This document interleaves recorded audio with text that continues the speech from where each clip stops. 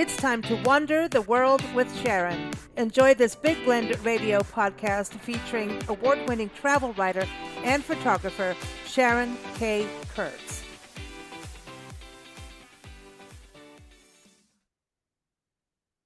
Hey everybody, welcome to the very first episode of Big Blend Radio's Wander the World with Sharon.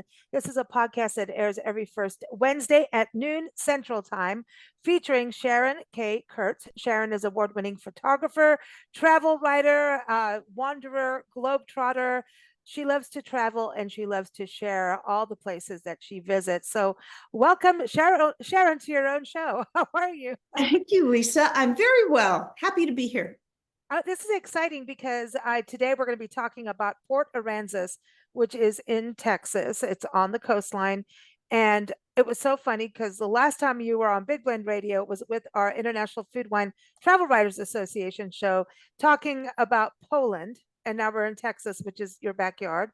Yep. And you were talking about where you're going. And we're like, oh, we're going to be near there. And next thing you know, we ended up there before you. Like we were like crossing paths. Yes. And which was kind of a bummer because it would have been cool to have met you there, but we were literally passing each other on the highway, I think, when you went there. But Port Aransas, we went to the National Wildlife Refuge. We drove in there. You had a different, experience, but you were actually going for the Whooping Crane Festival, right? Right. That's right. I first learned about it. I moved to Austin like in the summertime, and in November, Travel Texas had a media event for local journalists to get to know the different regions of Texas. So we went to this really nice dinner, and with all of these, it was kind of like speed dating. Like they all had stations and you moved from one to the next to get a brief synopsis of their area. And I met with Brett Stalwar. He's the Convention and Visitors Bureau representative for Port Aransas, because I didn't know much about it. And he was explaining it to me, and I was looking at the pictures, and then he said, and we have a Whooping Crane Festival in February. And I was like, what? Number one, I didn't know that they were these birds that migrated here, and they're very special. They are only on the Texas Gulf Coast from Canada. This is where they migrate to every year for, millennia. They are magical. Like they're magnificent because they're pretty big, but they remind me of swans in their elegance and how the couples connect with each other. They're so close. We watched one over a little lake area, a couple. We saw actually a few couples, and they had a wildlife drive in the refuge and everything. But it's all like on the coastline, but you have the inland waterways as well, which makes this like this perfectly biodiverse habitat for all kinds of critters, even alligators. Oh, exactly right. They do have them. Yeah. Well, they like marshy areas, so little estuaries, and they fish for their favorite food are blue crabs. So I met a photographer. I went on a boat tour to go out to the Aransas Wildlife Refuge, about an hour and a half away, to these barrier little areas. And we saw them. But whooping cranes are unique in that they don't, you might imagine, I did, they'd fly into a huge flock and you would see the sky full of cranes. No, they're very territorial and they stay in family groups.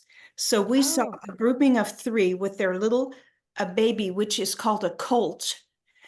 Colt. I think that's funny that they would call it a colt. Yeah. It's like a cinnamon brown color. And they are territorial. They don't like to share their feeding ground.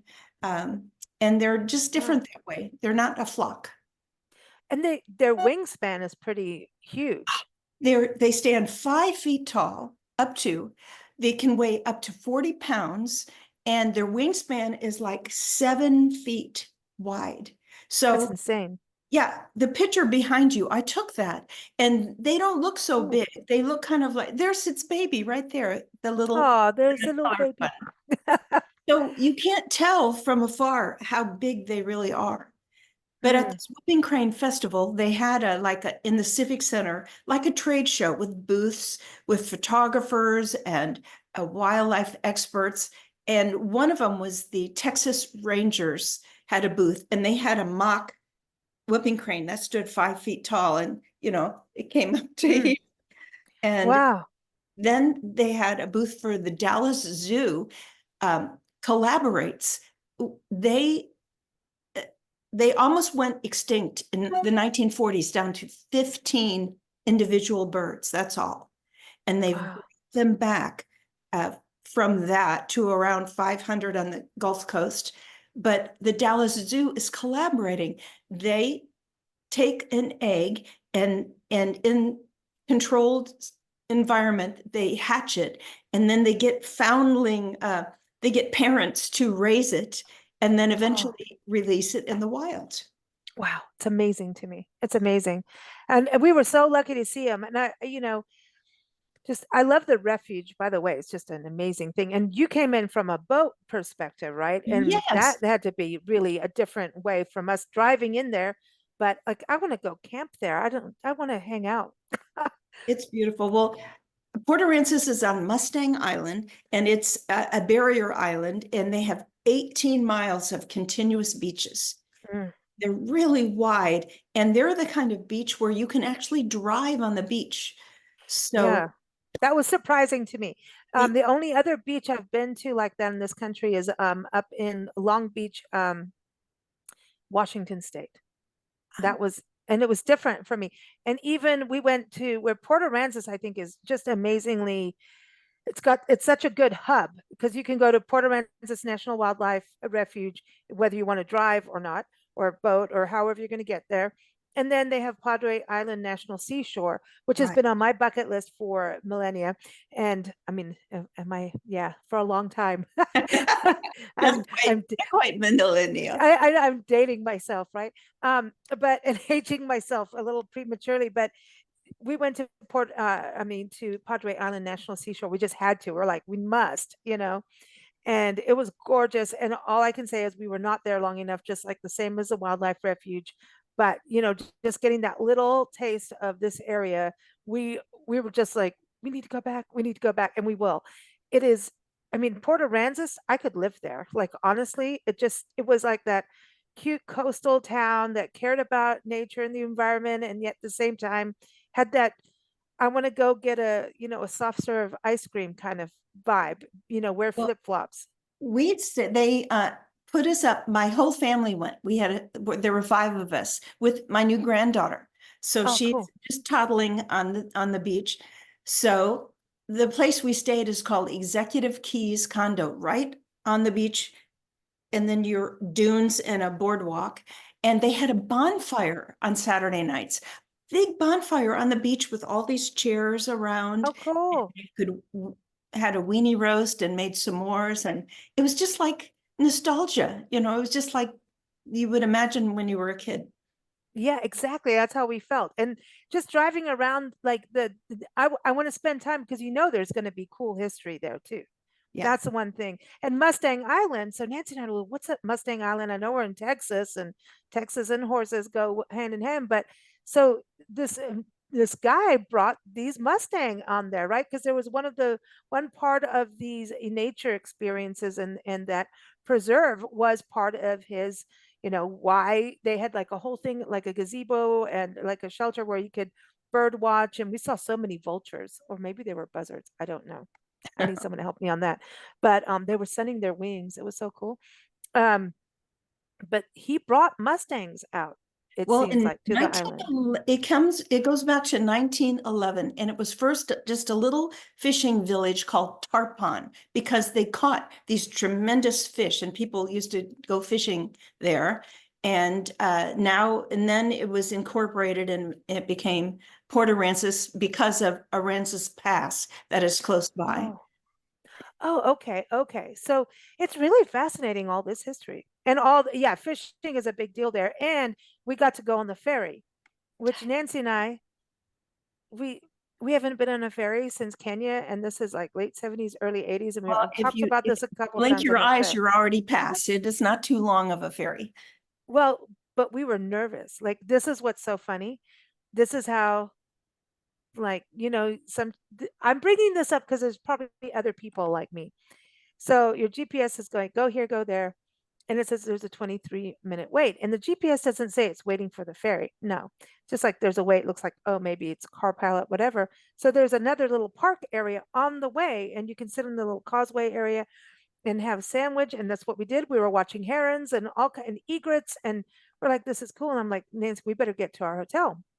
And we went, and the 23 minutes is your wait to get in. That was what it was. So I'm Yeah. like, okay, we didn't dodge that. But it was really simple, easy, cool. It's part of the Texas highway system. Mhm. Doesn't cost you a dime, Nope. and we, after being in Africa where they used to actually, their cars would fall off the ferry. So we Uh-huh. don't want to talk about that. We were a little nervous. Nancy and I were both like, uh-oh. Mhm. Mhm. No, no, don't be like us. It was fine and it was pretty cool. And then we were like, well, it's so easy, like, oh, it's, I don't want to say it's boring, but it was almost like, well, no one rolled off the ferry. Kind of uneventful then, huh? But it's kind of cool, I think, for kids to go on that kind of thing and realize that waterways are also part of our highway systems, Yeah. you know? That was cool. Well, it's known for being a summer spring break destination because in Yeah. Texas, we don't have, it's not like California, and so the Texas coast is where teenagers go for spring break. So it gets a little busy and overrun at that time. But the cool Okay. thing about Port Aransas is it's temperate and it's all year round destination for birders and wildlife and fishermen all year round, not just summer. We Spring. got to see an alligator, which was really cool, but it was way off in the distance. So sorry, folks, no good photos. Sharon has good photos, but there is a local famous alligator that hangs Yes, out in Port there's Aransas. on Mustang Island, they have it's really big into nature and birding, and there's this Leona Bell Turnbill Birding Center that was built. And get this, it's right where the sewage treatment plant is, Mm, yep. because Birds that love the that. birds love that. And so there it is, and you're up on these boardwalks, and with this wafting aroma, but that's Yeah. part of the charm. You had the aroma of the nearby thing, Yeah. but it filtered the water, and the clear treated water goes down to a freshwater pond. But Boots, the alligator, hangs out under that boardwalk, and I saw him. He's humongous. He's like 50 years old, and that's where he lives. He likes it there. And everyone knows him. Well, it reminds me in when we were in I was going to say Gatlinburg, Gainesville, Florida, they have a place called Sweetwater, which is also a nature preserve and a part of a water treatment plant. When we lived in Tucson, same thing, same name, Sweetwater, because it's these water treatment plants, sewage plants, and they basically they're cleaning the water and the birds come and they've found this way of coexistence. The one in Gainesville, Florida, we saw mass alligators. I mean, Wow. everywhere, babies and big ones, and and we get excited about it because they're like the closest to dinosaurs in a way. They're dinosaurs. I think roadrunners are too, and birds. So I feel like we're playing with prehistoric nature, Yeah. you know so As seeing a it in boot, Boots. and I saw Boots. He was right in the marshes underneath the boardwalk. You could tell he was gigantic and long, and the only thing above the water was his eyes and snout. Mm, You could just imagine if you were a little bunny rabbit or a small dog or yeah. whatever close by, he was ready to get his meal. Oh, wow. Wow. So living in Texas, because I know you used to be up in the Dallas area Yeah. and then now moving to Austin, it's kind of interesting to see this this variety of terrain and wildlife, huh? It is. When I lived in North Texas, it was a long way from the Texas Gulf Coast. So it's not like I didn't know it was down here. And Galveston's cool and this area, but it was, a far drive, and you'd always find other things to do. But being in Austin, I have new way of looking at things. It's only 3 to 4 hour drive. And Mm, I could gather my brood, extended family. We all live here, get in the car, take a road trip, and I would easy. go again. Oh, it's Oh, easy. yeah. Well, having hung out in your area, Austin, I mean, I know it's growing, it's definitely a bustling city, and hopefully you guys will keep it weird, as it I hope so. grows. but you do have a lot of nature, and I was seeing bluebonnets but I couldn't pull over where we were, and I'm like, I want the bluebonnet experience. Have you seen bluebonnets? You know what? I was gone last week on another experience up into the Canadian uh, winterland, Everyone stay tuned for that for next month. Yep. but when I got back on Sunday, it had been raining and the bluebonnets were everywhere in just 5 days' time. It was a tremendous change, and the trees were leafed out, and along the highway berms, they're Indian paintbrush and bluebonnets. So it's orange and blue, just everywhere. It really Beautiful. is It's incredible. it's really, really neat. I think where you are, and even where San Antonio is, like the perfect, and even Houston, wouldn't you say, would be good major cities for folks going to Port Aransas area? Yes, exactly. Anyone at this uh, Whooping Crane Festival, there were people from all over the country, and I'm going to say the world. People would come in because this is a once in the planet place where they Mhm. all are. And if you're a serious birder, this is an amazing experience. Yeah. So, but lots of regional people. You can Mm, drive easily from all of mm. those places, San Antonio, Austin, Houston, um, all along Louisiana, even probably isn't very Mhm. far. Yeah, what I was gonna think in, yeah, Louisiana, Mississippi, all of it. Yeah, you're really kind of in that tweener zone, and even Florida. I'm just, well, no, you know what? To me, everywhere is nearby because you just keep going till you get there. But you know how we are with that. But what's interesting too is when this kind of festival, and this is the season of these birds, people will fly in from around the world for this life bird to see this one specific species, I which, did. because, and they are, when you see them, it's like, wow. Nancy and I just stood there and held our breath. We're like, don't move, don't talk, don't do anything, just sit still. And as soon as I moved, they looked at me and they looked at each other and they went, yeah, I don't know. And then they went back to eating, and then I moved again, and I took one step forward, and they're like, dude, you're now just a little too close. So Yeah. I know, I was within every limitation and everything, so not doing anything bad, but I know that this festival had different kinds of activities, and even photography classes and things, which I think is really important for folks to understand about birding photography is like a whole other deal, isn't it? Yeah. They had experts from the International Crane Association. What's kind of interesting is this festival has been happening for more than 25 years in Whoa. Port Aransas, but a neighboring community is called Rockport. And Hmm. actually, the festival started there for like 5 years, but it was like a scientific festival for the International Crane uh, people, and they would talk about conservation, and they just kind of gave it up. And Port Aransas said, "Oh, I will take that," and they Yeah. put a spin on it.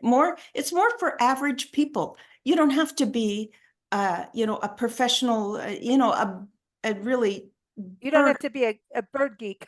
Yeah, Yeah, yeah, you which can is just important because if yeah. you're already in that, you're already knowing about conservation and everything. So this is like more accessible for everyone then. Yes. But Mm. also in at this trade show at the Dallas Zoo booth, they had a young girl, like, young 20s, and she actually had, this was so effective. She had a costume. She had cloth bird wings on her arms, like doing this, Mm. as Yeah. if she was a whooping crane. And it was gigantic that you really can see how big they are Oh, from that makes sense with their size. demonstration. Yeah. Yeah, with their size, that makes it. Okay, so I do want to talk about, you went on an amazing boat trip and you saw dolphins, and everyone's in the video here at the beginning if you're watching on YouTube or Facebook. So I want people to understand dolphins go under boats. Boats are not driving over the dolphins, right? They Right. love to go right. I want people to understand that because that's important, and you got to see dolphins. Isn't that cool? So we were on this boat tour out to the Aransas Pass Mm. Wildlife Refuge, and it was a catamaran. And it took an hour and a half to get all the way out there. So I was Wow. standing at the rail with a photographer that was a guide, and I was exactly at the bow with my cell phone in my hand like this. And she said, "Oh, look."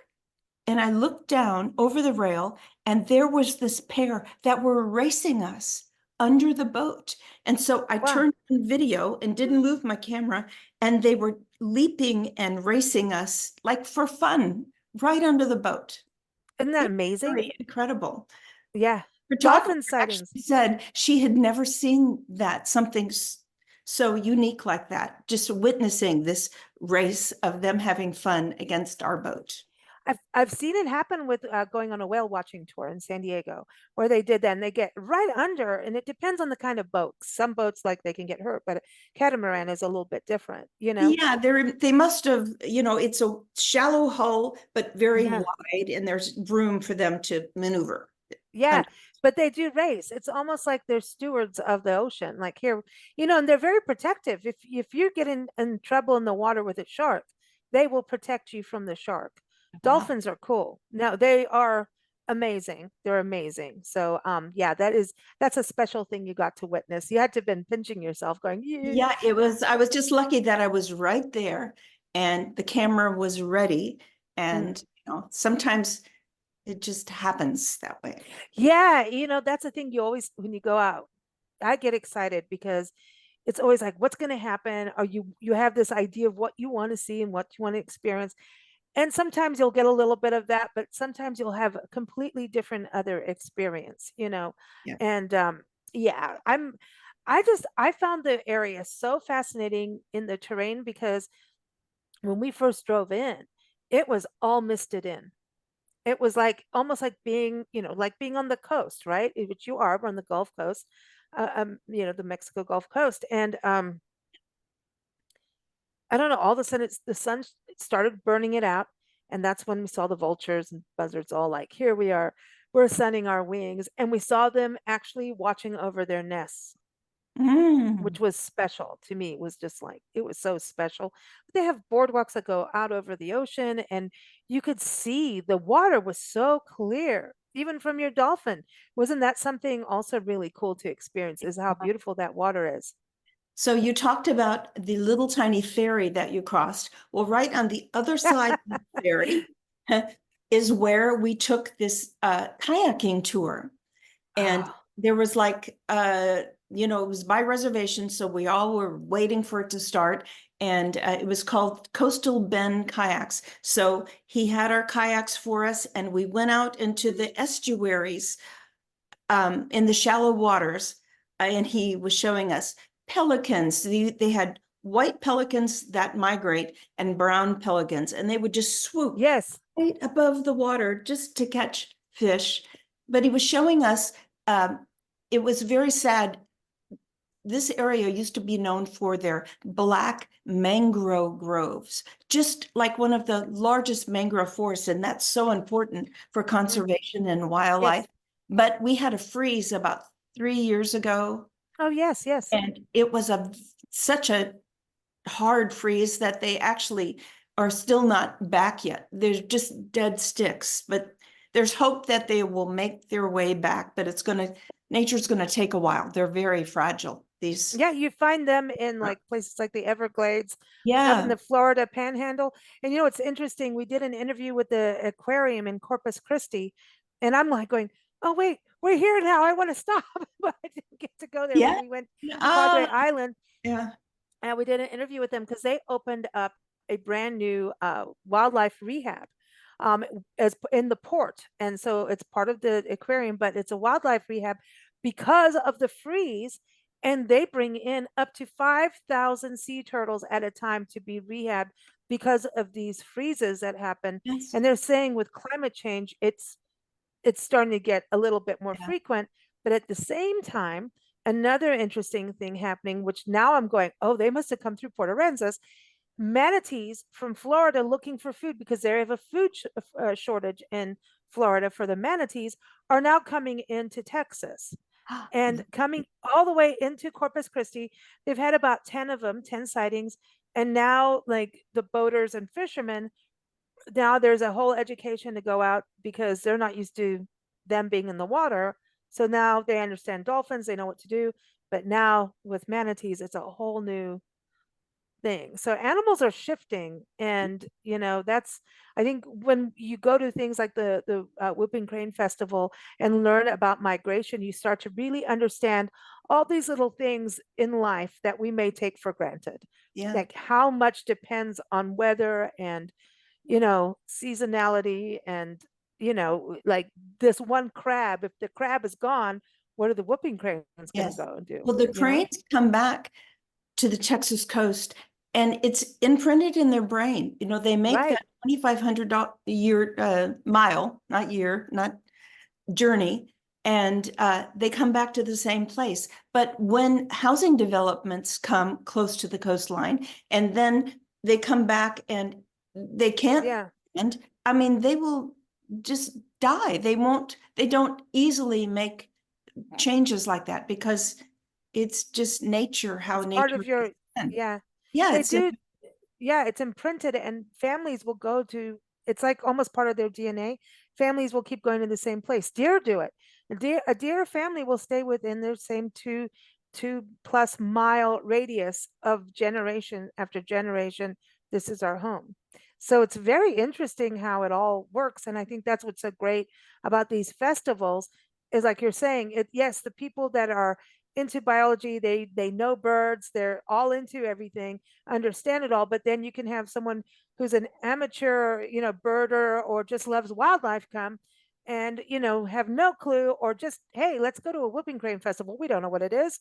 Let's see what a whooping crane is, and then go, oh wow. So it's such a good, in the day now of transformative travel, sustainable travel, Mhm. and really people wanting authentic experiences. I would say what you went, and did. Nancy and I didn't get to do the actual festival, but I would say that they're right on the mark of that, wouldn't you think? Yes. One of the things they had me do was they have an art center. Port Aransas is they have a regional theater, community theater house. They have Oh, a beautiful art gallery where they teach art lessons. So one night it was called, I'm going to have the name wrong, but they offered, we got to paint oh, and cool. they gave us wine while we painted. Oh, So wow. yeah, Yes. I said, I will go. And so Yes. I did not bring it home with me. I left it in our condo unit and I signed it on the back. But we all had a canvas and the artist stood in front of us and from a photograph of whipping cranes, kind of like behind you, she had painted them. And then so she gave us each a canvas and paints, and she helped us create our own painting of That's whipping cool. cranes. Well, when I was going with that is I noticed this younger woman than me, and she was on the boat tour, and then I saw her somewhere else. So I went back and talked to her. She was there. She came from Rochester, New York, No to way. go to the festival. And I said, "Are you a birder?" And she said, "Well, not really, but I was down in Baytown and I heard about this, and so I have friends there. They're meeting me, and she came from New York because this is so unique. It's an authentic experience." Yeah, I love that. And transformative, because you start to have care and compassion for these wildlife, which is all part of a system. Now, two things. You're talking about art. You got to experience something we didn't. And now I'm like, we really have to go back. The Bollard Buddies. Nancy Oh, was yes. adamant that we go and find them. Tell everybody about the All Bollard right. Buddies, and you got to show your new friend from Port Okay, I'll Aransas. show you my fan too. So it is so whimsical and quirky. In Port Aransas, they have these wooden posts that separate the parking lot along the I.G. McGee Beach, a long beachfront Mhm. from Yeah, the beach. So you can't, at this point, you can't drive across. And some enterprising woman, or maybe actually now there's a whole series of volunteers. You've heard about yarn bombing. mm, uh-huh. They wrap in yarn these bollards, that's what they're called. And there's like more than 300 of these unique yarn wrapped bollards along the beach. And they are so comical. Some are chefs, some are fishermen, you name it. And now they're like multimedia. Now they'll add other elements to them, not just yarn, but they'll have curly hair out of yarn. So that's It's really cool. pretty. And then in Port Aransas, the UT system, Marine Life System, has a campus there, and they rehabilitate wildlife. One of them is sea turtles. So I brought something to show. Ah, This is Flynn. Flynn is like a mascot of Port Aransas, and he's to talk about. It's an easy way to talk about conservation and ecology. So they gave this to me in my little gift bag, which I gave to my granddaughter, and she gave it back to me. She's only like 1, and she said, well, it wasn't huggable. This is not a baby doll to her. So I get to keep Flynn. But I bet you in about a month or two, suddenly, yeah. No, it's going to change for sure. He's I so might put it cute. back in her Easter basket. Maybe it'll be a brand new friend for her. So this is Flynn the sea turtle. But I did go to a lecture at the rehabilitation center. She was telling us how they rehabilitate these sea turtles and maybe birds that get caught in nets and fish, and release them back, and the work that they do there. That's awesome. It's work. And everyone, I want you to know, Sharon's got a wonderful article, and you can see photos, a little bit of video clip too, the beginning of the podcast here, but awesome photos that you can see up on nationalparktraveling.com. It's Wildlife Week, everyone. It's Wildlife Week is always celebrated at the beginning of April.